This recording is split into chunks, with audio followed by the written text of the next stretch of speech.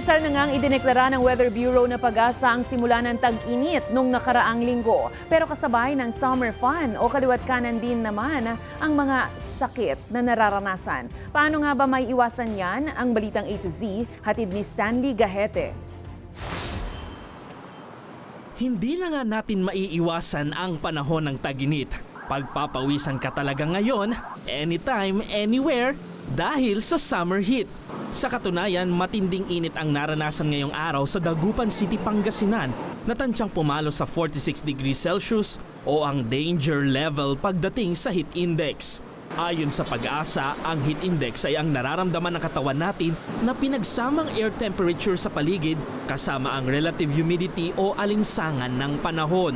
Kaya ang marami, kanya-kanyang diskarte ngayon, maibsan lang ang init. Magpayong para hindi mainitan, magpahangin, tapos pumunta sa mall.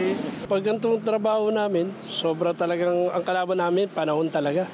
Kaya pagka medyo walang booking, sisilong papahinga. Laganap din kasi ngayon ang tinaguriang 6S o 6 na sakit kapag mainit ang panahon. Kabilang dito ang sore eyes, skin problem, sakmal ng aso o rabies, suka, dulot ng food poisoning, sunburn at ang stroke. Ang dalawang anak ni Nanay Cerila na sina Marcos at Kyle nagkahawaan ng sore eyes noong nakaraang linggo lang. Nahawa siya kasi lagi silang magkadikit.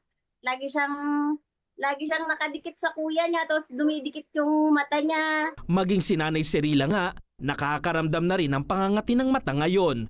Pero ayon sa health expert, kasi kapag mainit yung panahon, minsan yung mga tao nasa labas, no? Minsan nagkukumpulan pa nga yung iba o papansinin natin because of extremes of temperature.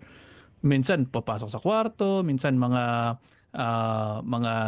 umiikot yung ating mga viral illnesses. Kapag ang isang tao ay may sore eyes, hinawakan yung kanyang kamay yung kanyang mata, no? And then humawak sa ibang bahagi ng bahay, maaaring matransmit din doon. Pero hindi totoo yung nagkatinginan kayo tapos magkaka-sore eyes ka na rin. Ang kainan naman na ito ni Nanay Marina, patok sa mga customer. Kaya naman ingat na ingat siya sa paghahanda ng kanyang lutuin para maiwasan ang anumang sakit tulad ng pagsusuka at pagtatae dahil sa food poisoning. Kailangan yung mga lulutuin mo, hugasan mo ng mabuti para matagal mapanis o walang mapanis. Hindi porke nainitan ng pagkain ay sasakit agad ang tiyan ninyo, no? Maaari na nagkakaroon ng mga impeksyon na dulot ng mga kinakain natin, maaaring hindi tama yung pagkakaluto o pagkakaprepare, kaya na madaling nasisira sila. Laganap din ang sakit na stroke ngayong tag-init.